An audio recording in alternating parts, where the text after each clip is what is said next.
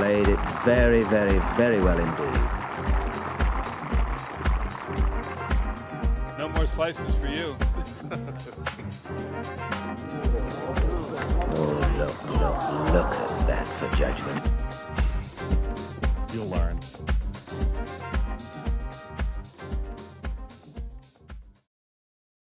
Right, we've got a special episode of Sliced here, not your usual scheduled broadcasting. We wanted to thank our subscribers. If you're not one of them, you listen to this later, please do subscribe. We'll have more of these bonus episodes, but we're thrilled to be speaking to Mike Lorenzo-Vera today. Mike, the DP World Tour's newest retiree. It came as a surprise to a lot grandfather. of people. I mean, look, a lot of people would say, I guess we're used to when golfers retire, they're probably not competitive anymore or feel like they've been winding down for a while. A lot of people would say, well, you're still competitive. So how did you come to the decision to walk away? It must have been a hard one. So I'm competitive physically, and let's say like I can hit the ball pretty long still. I can play, but the thing is, I feel like I don't have any more energy to do the work, to go away from home and etc. So yeah, and I always said like it's strange because it's been a while that I say when I'm gonna turn 40, I'm not sure. Right. Okay. And so the Champions I Tour turned 40 in January, and I was like, was I right or? I mean, that makes me think of Soren Kjeldsen, right? He turned 40, and sort of felt like he had, right, this is my last push. I need to go again. I think he won the Irish Open quite soon after that, and he's Champions Tour this year. Champions Tour never really on your radar then? No chance. Zero chance. No, I'm very, very impressed about the guys that like Richard Bland, even Raphael Jacquelin, Greg Havre, Jimenez, Soren actually as well. Those guys that just around 40 just managed to push again. I don't have that. It's just the way it is. I tried. I gave it a big go, and I was really happy to restart the season this year in Dubai. And then when you arrive the week after in Ras Al Khaimah, the tournament itself is much more quiet and less crowd, less excitement. And you're like, it's been 2 weeks now. I'm away from home and still 3 weeks to go.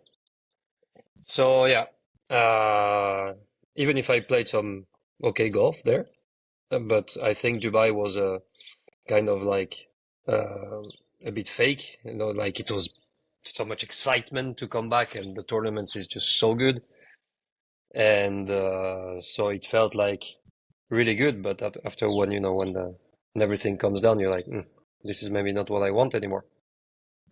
So yeah, I'm intrigued, Mike. Because I mean, you've been very open about your sort of mental struggles, sort of panic attacks and insomnia and things like that.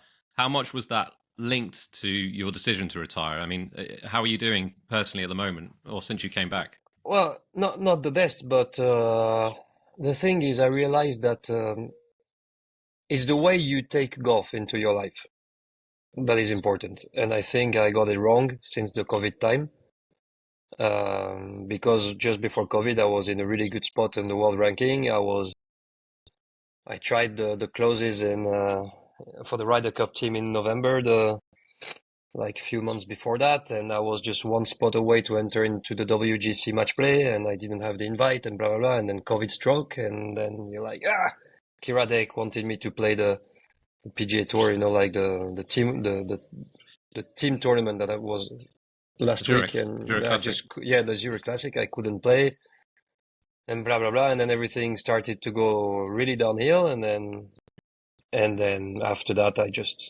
it felt like the train passed and I just couldn't catch it. And I don't have the power to just make sure that another train comes. So, sorry for that. So yeah, there is some stuff that are disappointing, and the mental part is very important because, it's, how do you say? As I said, it's the way you take golf into your life. And before, it didn't really impacted me. But after this period, maybe it's because my kids are growing or whatever, but I just don't feel like pushing hard. And it's not like the level is going like that still. So you have to keep pushing even harder than what you had to push, like when I had to come back in 2014. Like the going on Challenge Tour now, I have zero chance, even if I play good golf. So I have to save the card on tour with only 5 tournaments left. Well, no. Okay. So I believe that just game-wise, no problem. No problem. Physically, no problem. Up there, it's too much rust. Yeah, and how much? So obviously, you mentioned the mental side. I mean, how much of it is the fact that you're spending time away from the family? You've got young kids, right? Is that a big? Yeah, Is that a big factor? 9 and 6. Okay, yeah. Yeah, So is that a right. big thing that you're sort of missing? Missing them, seeing them growing up because you're constantly out on tour. I mean, Yeah. obviously, a lot of players go through that, but Yeah, to be honest, I left 4 weeks and a half in January and February, and it happened so many times, and then you come back home and you're like, wow, did they change that much? Like they did grow, they did change the way they speak because they learn much more things, and like they just grow up, and I'm really tired of missing those moments. So yeah, here we are. There will be... It's part of it. It's not only because of that.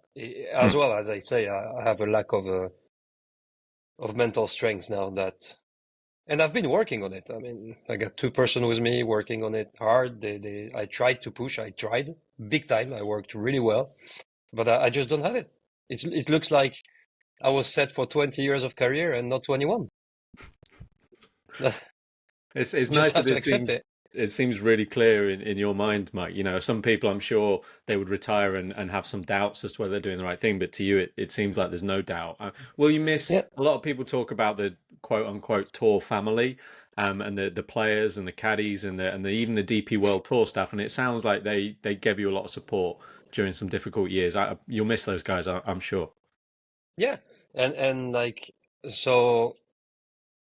All through my career, they've been fantastic to me, and as well how do you say, during the hard period last year, they've been great to me. And when I stopped, I received messages from so many people that works to the tour that works at the tour that have been so supportive and so nice to me, and plus guys from the equipment guys, some players, some caddies. It's just fantastic. and it feels kind of, at least anecdotally to me, it feels like more people are talking about mental health in sports, golf. Do you think there's still a kind of a stigma attached to sort of mental health, or is that a lot better than it was sort of 5-10 years ago? I think it's getting better. The only problem there is that there is so many people that are trying to enter as gurus.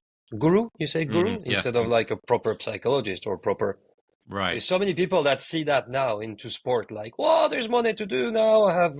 I formed myself on YouTube, like in 2 hours. I paid that for around 80 euros, and now I'm a mental coach.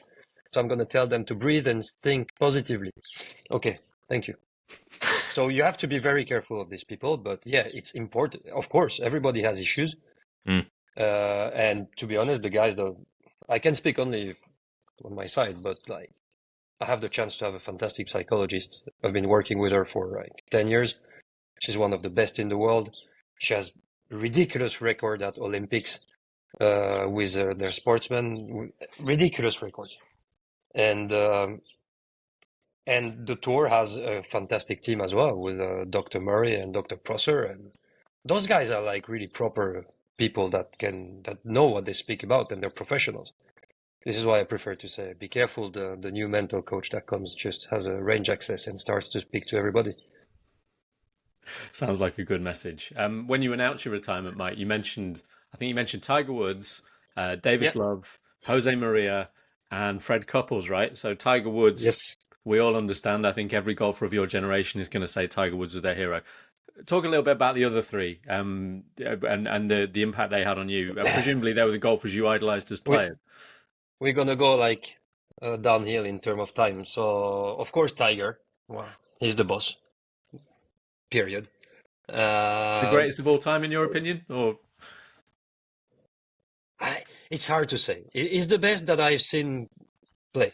sure? I don't want to go into that That's perfectly because there's someone understandable. 20 years older than me. They're gonna say you don't know anything about golf. It's Nicholas. So, all right. So yeah, the one I witnessed is the best.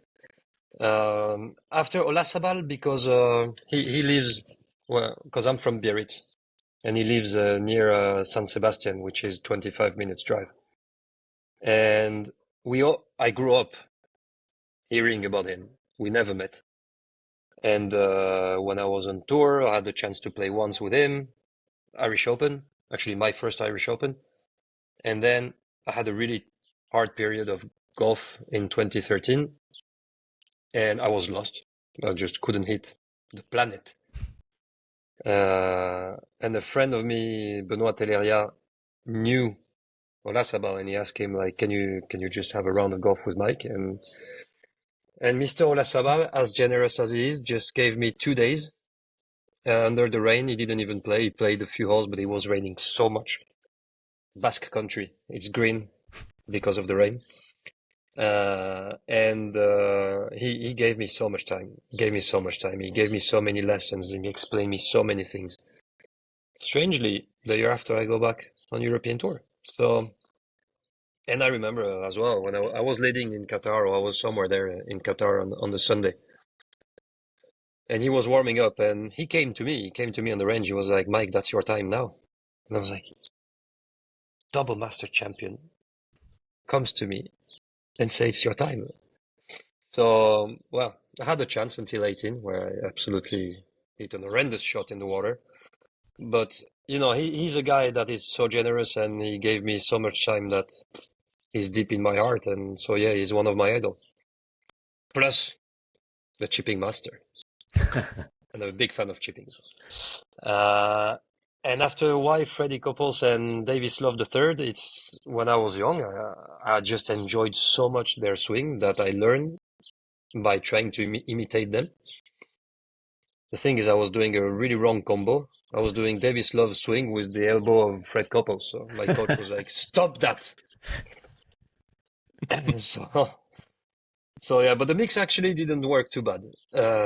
So yeah, and I just love their tempo. I love their attitude, and what a career. Huh?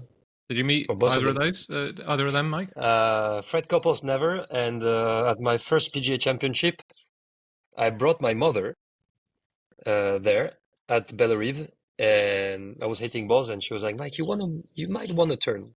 And I turned, and Davis Love was right behind me. And I was like, "Okay, I have to go speak to him." So if you see on my Instagram, there is a letter I wrote when I was a kid, and I was like imagining myself being called at the start by the starter. I think that was at the Masters, and I'm sharing the round with my brother and Davis Love. So nice.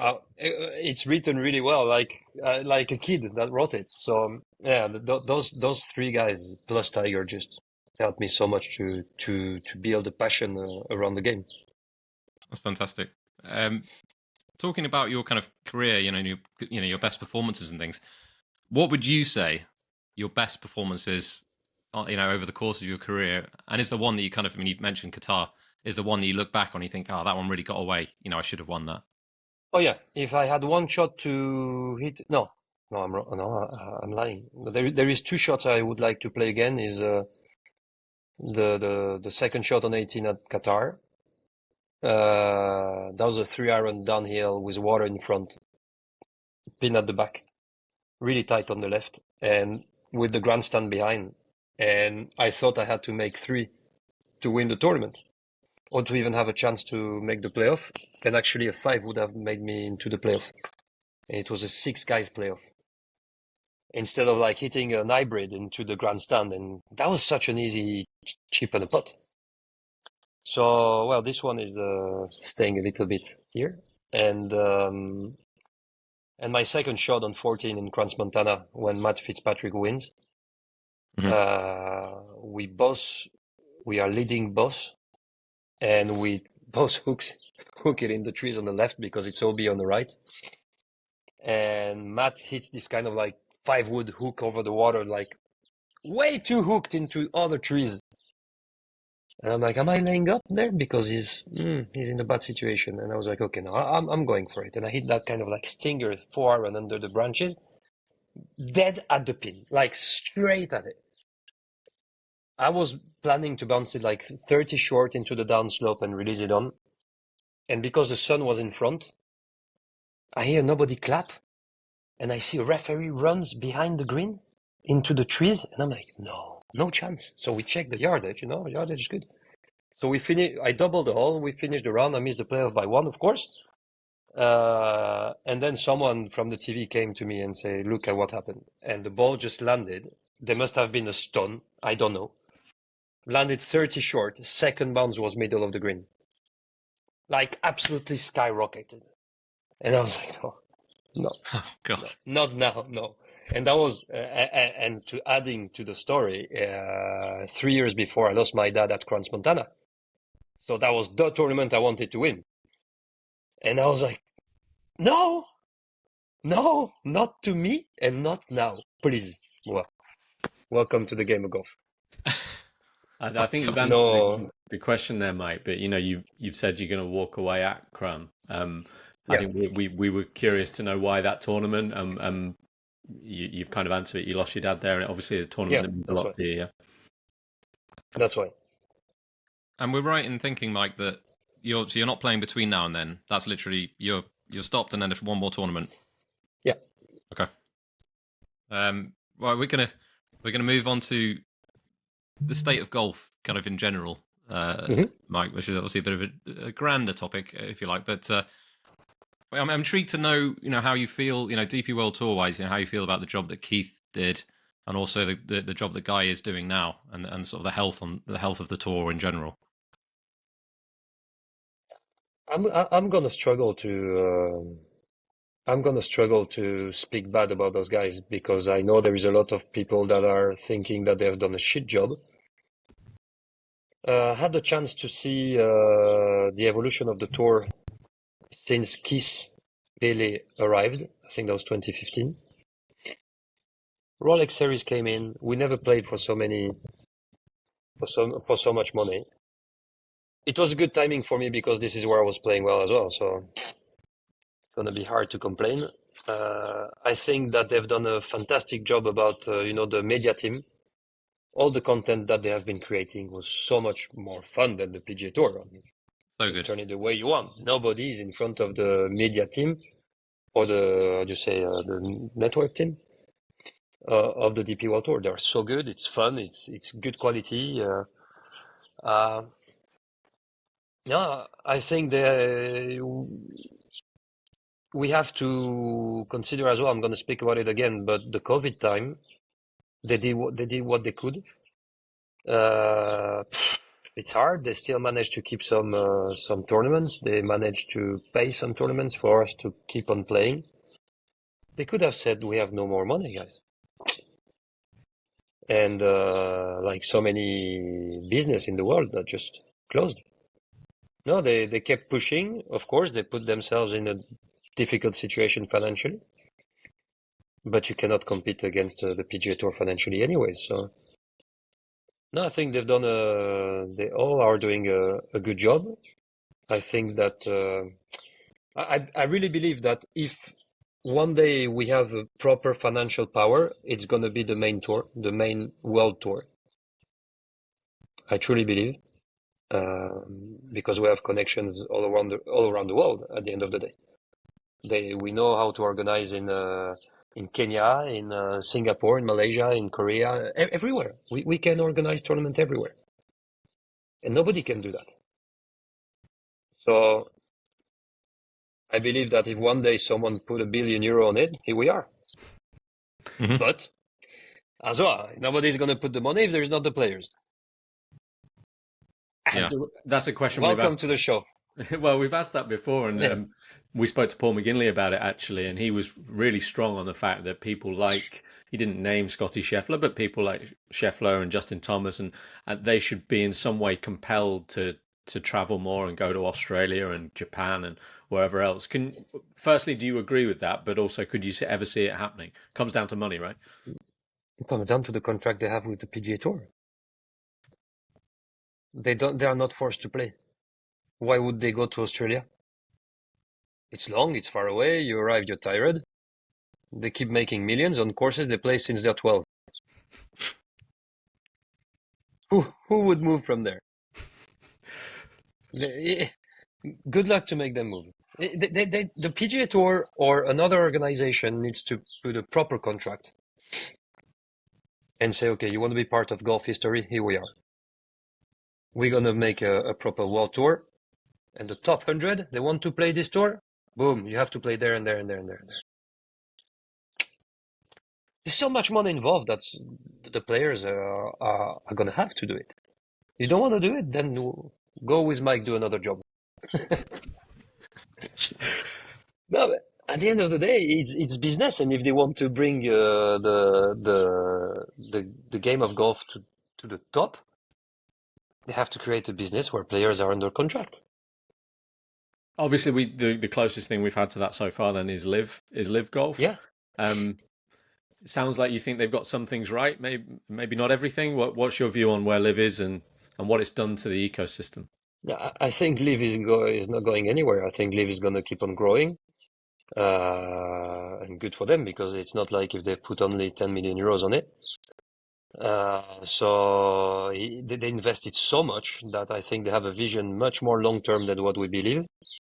And I think they're going to succeed by making it as a world tour. There was obviously a lot of upset when they're playing everywhere. Huh? They're getting there, yeah. I suppose, some would say still too American. I suppose the big talking point with Live lately has been that the TV numbers in the US aren't great. Do you think they can succeed without that? I don't know. Honestly, I don't know. I'm not enough into. I don't know enough things to answer that question. But the only thing I see is that if you look at the images, there is more and more crowd. They travel the world. If Live opens 200 spots to the best 100 players in the world, and they don't put any tournament in front of the majors and elevated, world tour. When they came along, Mike, obviously they caused a lot of tension in the game. It must have been an interesting time to be a DP World Tour player. One of the things I was curious about, you might not have the answer to this, but a lot has been said about Sergio Garcia lately and where he stands in the Ryder Cup, because I think everyone would agree that he's playing well enough to be considered for that team. But we often hear about the locker room, was it in Munich, and his rant against the tour and the way he left. I don't know if you can shed any more light on that, and whether he's built those bridges back to be back in the Ryder Cup fold. This is why I was really angry at some players. I think that they left in a really bad way. If you look at Dustin Johnson, he didn't say anything. Some other players even thanked the PGA Tour for everything, and then they left. So I think there is a bit of education involved there. And I think it's time now for them to just put everything down. And maybe if you need Sergio, just take Sergio. The guy is. If you need Sergio, take Sergio. How can you say no to Sergio Garcia? No, I don't know. It's Ryder Cup. It'll be interesting, won't it? I believe that Ryder Cup is over everything. Yeah, the thing is, the problem as well is that there is rules. There is rules written so that we cannot bend. Is it time to change the rules? I don't know. But sport-wise, to not have Sergio in New York, good luck. So you think any comments that had been made, over that time, you think that's water under the bridge now, and people should move beyond that and just look at pure golf ability, and that's the only thing. I think we all reacted. Some reacted positively, some reacted negatively. I reacted negatively. I I even sent an email to apologize, because I'm not asking for anything, but just to say, guys, I was wrong. You might be the future of golf. I don't know. But it looks like you guys are still here and not going anywhere. So even if you're wrong, but you just say it, you apologize, and you say good luck to the guys. Do you think then, if you were, I know you don't want to speak for Sergio Garcia, but if you were Sergio Garcia, the one thing I think we probably haven't seen, and probably not many people on the outside knew that you'd sent that email, and fair enough, it's a private email, but a lot of people might think, well, look, happy to have Sergio back, but I just want him to come out and say, what I said about the PGA Tour and the DP World Tour wasn't right. I was angry. You know, they did a lot for me, and that would effectively rebuild the bridge. That easy. Of course, he's going to take some shit for 48 hours by the media, but he knows how to handle that, Sergio. No problem. Just come, say, guys, I was wrong. I was wrong. On my reaction, not on my decisions. On my reaction, I was wrong. Sorry if I hurted anybody. Yeah, that seems someone reasonable. that apologizes. Well, you're not gonna. I don't know. You're not gonna kill the guy because he did that. So the guy comes, he apologizes. Just if you don't want to excuse him, why? I don't know. He didn't do anything terrible at the end of the day. Sort of linked to the Ryder Cup, Mike. Obviously, Paris 2018 must have been a big deal for all French golfers, for everybody in France. What's your impression of the health of French golf since then? Because I guess people would hope that would sort of have a knock-on effect where we see more youngsters. And it does seem that French flag is on a lot of Challenge Tour leaderboards, a lot of DP World Tour leaderboards. We've had a lot of French winners last year. You know, it seems to be getting there. What's your impression as a French Tour player, having seen these new guys come through? I think that we forget everything that the other ones have done. Thomas we look Lemay at the new generation, Thomas, Greg, Jeff Remesi, both Gregs actually, Avery and Bordy, Brave Jacquelin, Jean Van de Velde, Victor Dubuisson, Alex Levy. I might be forgetting some, but and I'm sorry for that, but we already had a proper group of guys that had proper victories, have been contending for majors. Actually, we have less of that, major-wise, but we have more victories on tour. Thanks to Matt, victory on PGA Tour, which is a new one. I believe that now we have more. It's like nothing is better, like really better in terms of wins, but there is more. Like the group wins more than before. But yeah, I think that the old guys have made the job to make the young one believe that they can win. Matt has broken a very important door last year. Now French can win on PGA Tour. I hope he will be, or Victor Perez, or one of the guys that will break the door of the majors. I think that the federation has done the last 6-7 years a really good job about building a really good team around the coaches and putting money on the kids, and there is still a lot to do, but it's in a much better direction than before. They're working really well. I'm not saying that because my brother works there, but I would say it's a shit job. We always when we watch on TV, Mike. There's a sense that there's a real camaraderie, you know, with the French golfers on tour. Is that fair? Yeah. But I think it's everywhere. What other nations? If you look at the the Spanish guys are the same, Italian are the same, English are the same. I mean, everything is we all eat together more or less. When a new one comes, he asks questions. The old one try to answer. I mean, everybody does the same. It's not. It's just because we bring champagne to the green when someone wins. Except that we are doing the same thing. Doing it in a slightly classier way. I like it. Just some of I just wanted to ask about a couple of guys. I mean, our audience, you wouldn't know, Mike, but our audience probably quite hardcore DP World Tour fans, right? They know about Frédéric Lacroix. They know Julien Guerrier won for the first time after years of trying and all that. They probably want to know about the next stars of French golf. So Bastien, Amat, maybe. Obviously, Wihan Guillamondegui, I hope I'm pronouncing that correctly. He Yeah, turned very pro. well. Yeah, Thank you you said very it well. much. It's not an easy one. He turned pro very, very early. Tell us about those guys. I mean, again, to be 18, 19 years old and competing on tour and the Challenge Tour and stuff, it's very impressive. His future looks bright. Yeah, but I think it's like in every sport, they're getting younger and younger. It looks like Formula One. One day we're going to see a 12-year-old just crazy and he's going to win. So,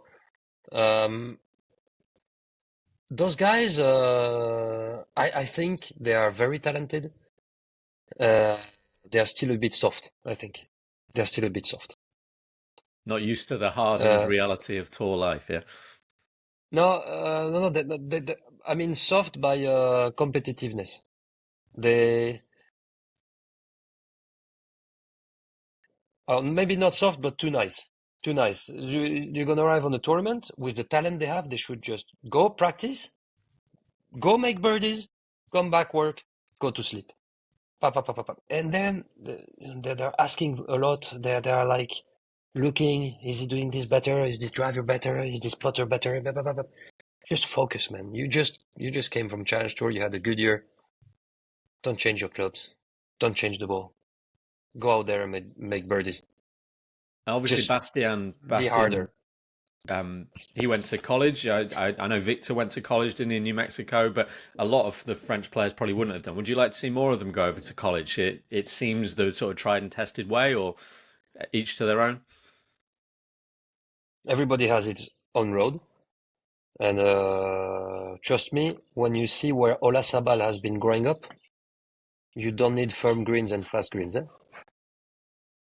When you go and play his course, you lose the ball on the middle of the fairway on the first because it's raining so much and it's downhill, so the ball plugs and ball lost.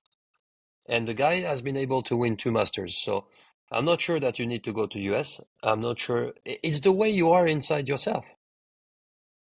Do you want to work? Do you want to work better? Do you want to be hard on yourself? Do you want to be hard on the other ones? I'm not sure we need US. We have plenty of golf courses. We have plenty of talent. We have plenty of history. You guys have the best links in the world. It's where you learn how to hit the golf ball well with your irons. You don't know how to make a lob shot if you're English because you have no rough. And you're hitting on the road. The bounce, too much bounce. But you have so much quality in Spain. You have so much quality in Italy, in Germany, in UK, everywhere. You don't need US. US, I think, is good to learn the extreme part of like US Open and Masters because we don't have really golf courses where you have so much volume and speed. But the rest of it, you can still be a great player from Europe. Huh? I'd like to ask a little bit more, Mike, about kind of your, swan song and sort of, and retirement. And so a lot of golfers, announced that they're retiring and they come back and play. Like Lexi Thompson is a recent example, but there's other examples. Let's just say, I know this, some people will say, oh, that's never going to happen, but it is possible, right?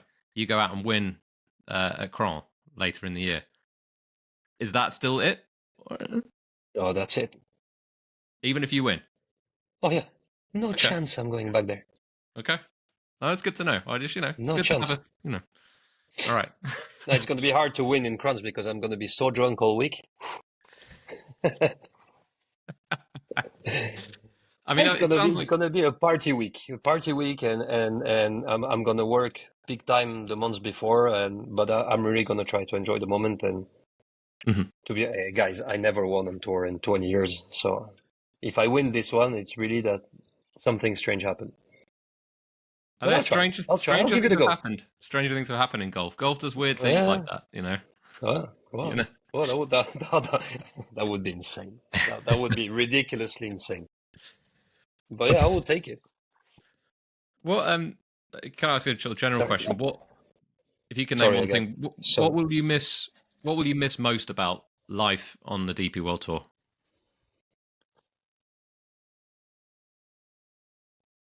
The golf courses, some golf courses, some tournament. Like Wentworth, Dubai, Crans, Irish Open. And Okay. maybe as well when you play well and you're on the edge to qualify for major and stuff. That's very exciting. That's very exciting. Do you have a sense of what's? It sounds like you're not going to be coaching. It sounds like you're not going to be a mind guru. Commentary box. What could be next for you? We are going to organize events, golfing events around great sporting events. So we're organizing in a month and a half 2 days of golf in Paris, and we're gonna finish by going to see the final of the top 14 rugby at Stade de France. Things like that. I would love to do one event. We are actually working on that right now. So it's to spend 9 days in England, and so it's going to be in July, and we start by going to look at Silverstone Grand Prix. Then we go up and play like Birkdale and Hoylake, Belfry. Then we come back and we play Wentworth, Sunningdale, and we finish by looking the final of Wimbledon.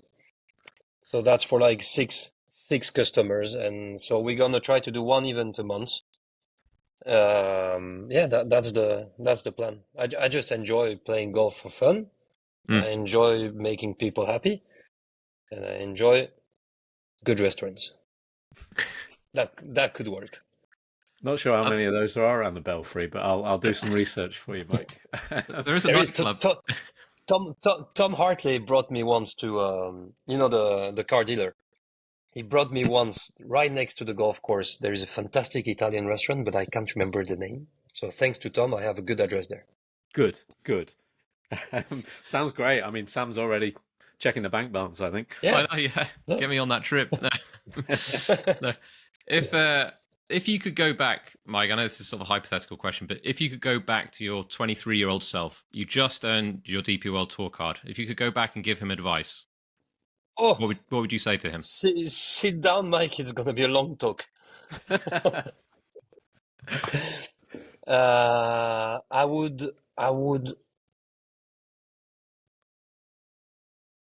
tell him to be stronger physically right now.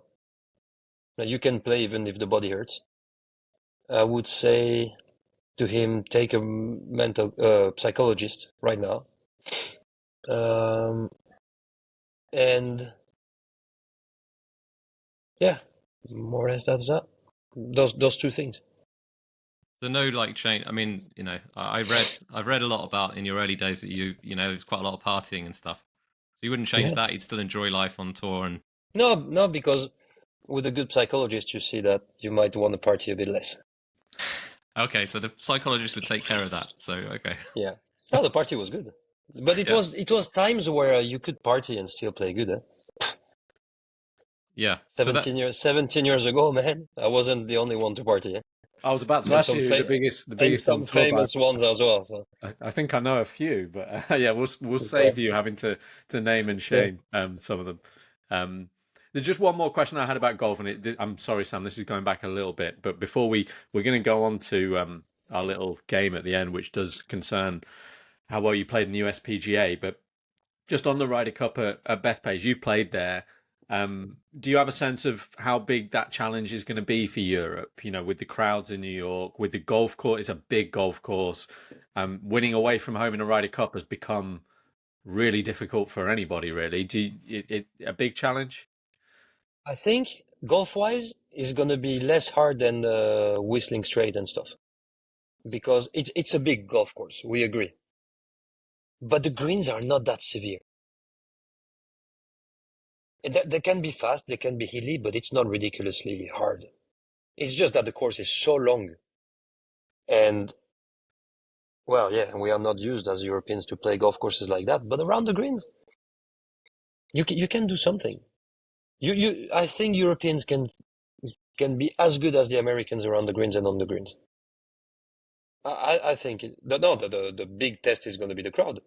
They're going to be disgusting, and we know it already. What were they like for that, for that PGA Championship? Obviously, it's a different environment than the Ryder Cup, but do you notice a different? People always talk about the New York crowds. I mean, do you notice a difference? We have a few stories about that with my caddy Inigo. I remember I hit that second shot on second hole. It's a blind wedge shot, and there was a grandstand behind. I hit that wedge, it looked really good, and we hear like whoa. So clearly the ball was doing a backspin towards the hole. And, just missed it. So I walked to the green. So I say thank you, like everybody was clapping, and when everybody comes down, someone goes like, "Who the fuck are you?" like okay, let's go.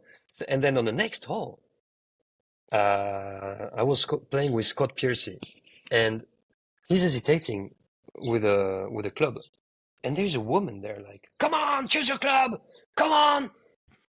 And we're like right next to her, like, "Oh, like calm down." And she looked at us like, "I paid here. I want to see a show." I was like, "Okay, Mike, shut up, because you're in New York. This is how it is. Okay, just accept." But it's 99.9% of the people are just very correct. It's just that there is crazy ones on the middle. Like on 17, Scott was hesitating between 6 and 5, and there was 2 guys opposite of the tee betting that one was going to take 6, one was going to take 5. So I think he hit 5 over the green. The other one insulted him. "I told you that was a 6, blah, blah, blah, mother, blah, blah, blah, blah, blah." I was like, what the fuck is that golf tournament? You're not getting so, that. And so I don't want to imagine. Cron, Sorry? You're not getting that in Cron, are you? Presumably, you're not going to have to deal with that. No, that's not going to happen. But it's fun. It's fun. They're just crazy. That's all. I think, Ben, maybe we need to go to Cron this year, and then maybe we can loudly bet across the tee as Mike's teeing off. There you go. Yeah. It's been on my list. Cron is on my list. I'd like to get there one day. Come on, let's do that. Something a bit light-hearted here, Mike. I don't know if you remember this, but this is after the Ryder Cup, after the last Ryder Cup. Shane Lowry posted a picture of his breakfast the next morning, and it was what I called a pan au chocolat. And I said, "That's not going to do much, Shane." And you said, "That's not a pan au chocolat, that's a chocolatine." Chocolatine. Well, can you just tell me the difference? I need to know. No, it's just because there's a war in France between southwest of France. That's your part. And the rest of the world. Right. So okay. basically, if you take a triangle between Toulouse, Bordeaux, and Biarritz, we call it Chocolatine. And the rest of them, like, call it pain au chocolat, which has it's not a nonsense, because pain au chocolat, pain, it's a bread. It's not a bread. No, it's chocolatine. End of discussion. Okay, so they are the same thing. Sorry, I thought they were 2 different things. Okay, it's the same thing. It's just a different name. It's a different name for the same thing. Yeah, it's just that we are right and they're wrong. That's right. Basically it. I'm glad that our podcast, Sam. I didn't know what this podcast would achieve, but we've achieved a definitive answer for what that item of food is, and I look forward to telling my dad this weekend. Yep, it's a chocolatine. Consider it done. Right, Mike. We have reached a time that we do highest bidder, which is a game that Ben and I play every week. So what we're going to do is I'm going to give you a question, and you have to bid. You have to say how many you think you're going to get right. Okay, so you say I'm going to get 6, and then if you get your 6, then we give you 10 points, let's say. But you have to predict, okay? So the question is going to be this. Your best major finish was tied 16th at the USPGA in 2019 at Bethpage, right? How many of the top 15 on the final leaderboard can you name? So first say how many you think you can get. Oh.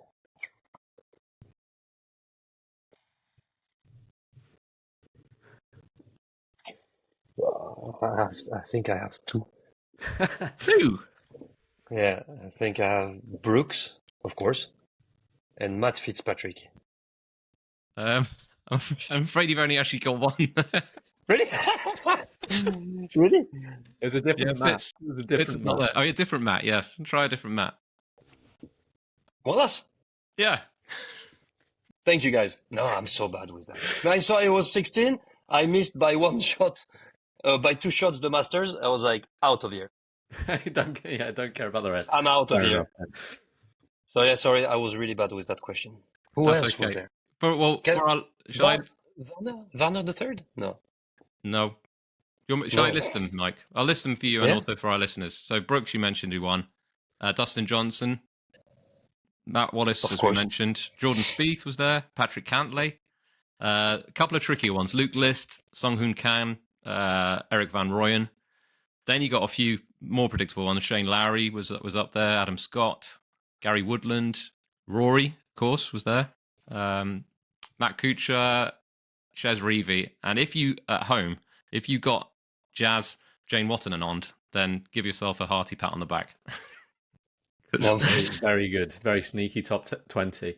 Yeah. Now, but how can I not say Dustin Johnson, Jordan Spieth, and Rory? What an ego, huh? Just I on forgot Rory those guys. quickly, Mike. We're going to let you go in a second. On Rory quickly, you're a golf fan. You will have presumably watched the Masters. Anything you can say to sort of sum up the drama of that final round and the achievement that McIlroy has had, and maybe even a word on Justin Rose? Well, we're going to start by Justin. This is insane. The round of golf he managed to put on. This is where I think people are struggling to understand the quality of the guys. Sometimes, like people are like, French never won a major. Yeah, but no, never a French golfer has hit the golf ball like Rory. Never in the history. First of all, never a Frenchman has had the full package of quality that Justin has, from putting to driving. Never. So those guys are aliens.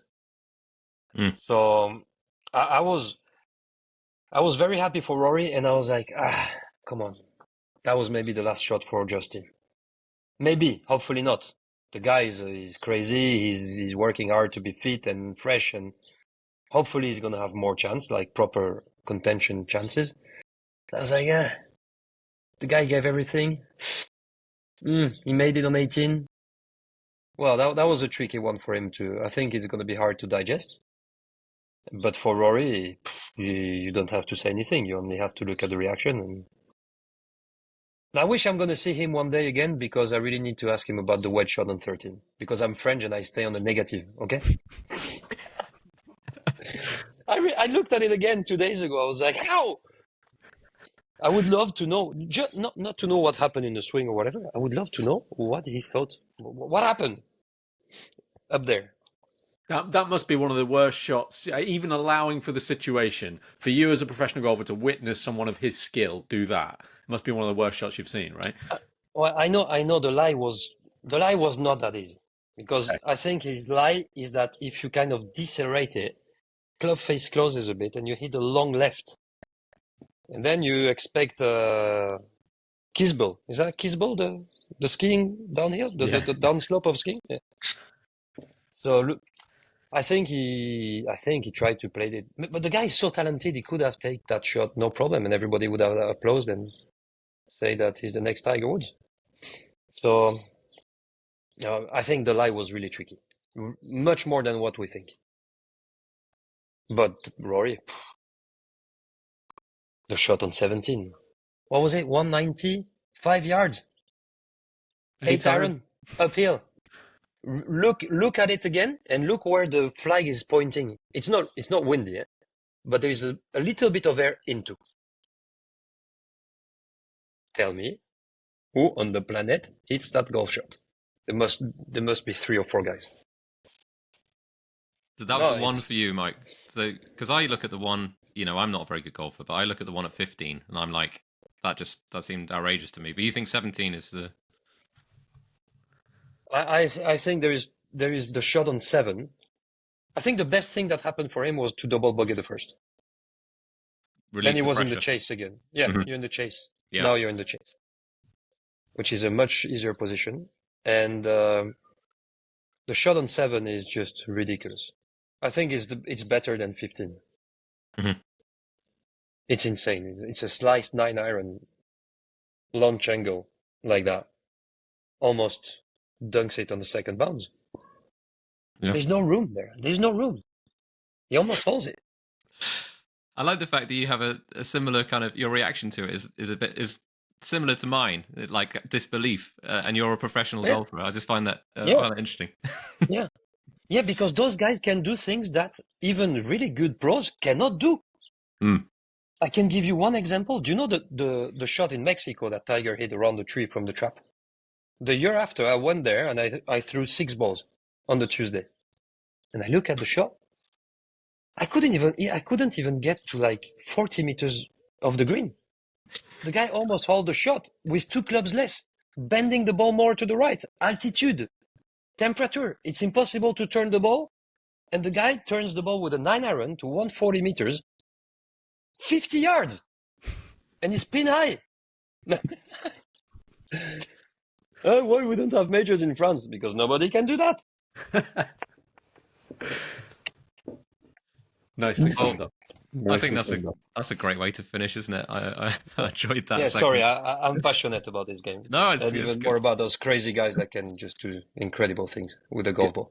Your passion for the game shines through, Mike. It always has, and hopefully it always will in your retirement. And we wish you, Ben and I, and everyone, our listeners, I'm sure as well, wish you all the best in your retirement. We look forward to your swan song later on this year. Maybe Ben and I will come out and support you. But thank you so much for joining us. We really appreciate it. Thank you very much to you guys. Very nice of you.